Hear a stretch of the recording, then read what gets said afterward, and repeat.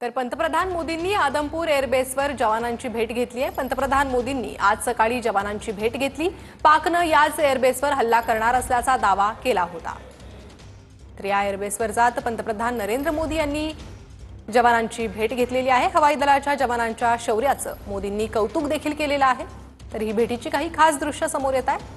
आदमपूर एअरबेसवर हल्ल्याचा पाकचा खोटा दावा होता। तर या दाव्याला त्यानंतर लष्करानं माहिती देत खोटा म्हणून सांगितलं।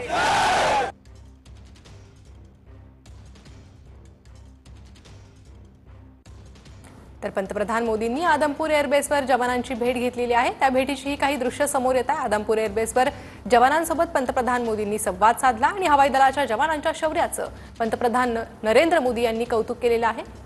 तर पाकच्या हवाई हल्ल्याला ज्याप्रमाणे आपल्या जवानांनी तोडीस तोड उत्तर दिलं, प्रत्येक पाकचा हवाई हल्ला जवानांनी हाणून पाडला आणि त्यानंतर देशभरातूनच आपल्या हवाई दलाचं कौतुक झालेलं आहे। पंतप्रधान नरेंद्र मोदी यांनी देखील हवाई दलाचं कौतुक केलेलं आहे आणि आज त्यांनी आदमपूर एअरबेसवर जवानांची भेट घेतलेली आहे। दरम्यान मोदींनी जवानांसोबतचे फोटो ट्विट देखील केलेले आहे। मोदींनी आपल्या ट्विटमध्ये जवानांचं कौतुक केलं आहे। तर याच दृश्यांसंदर्भात आणि आदमपूर एअरबेसवरील जवानांच्या भेटी संदर्भात आपण चर्चा करणार आहोत। संरक्षण तज्ञ सतीश ढगे हे आपल्यासोबत जोडले गेले आहे।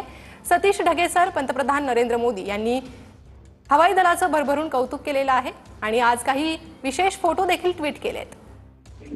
नक्कीच काल देशाला जे संबोधन त्यांनी केलं त्यामध्ये सुरुवातीलाच त्यांनी आर्म्ड फोर्सेसचं प्रोफेशनलिझम आणि शौर्य याला सॅल्यूट केला आणि खरोखरच आपण पाहिलं संपूर्ण देशानं काय जगानं पाहिलं की कसे सटीक जे आहेत पद्धतीनं आपल्या आर्म्ड फोर्सेसनं त्या ठिकाणी काम केलं आणि नक्कीच जे आहे ते कॉंग्रॅच्युलेशन किंवा अभिनंदनाच्या पात्र आहेत।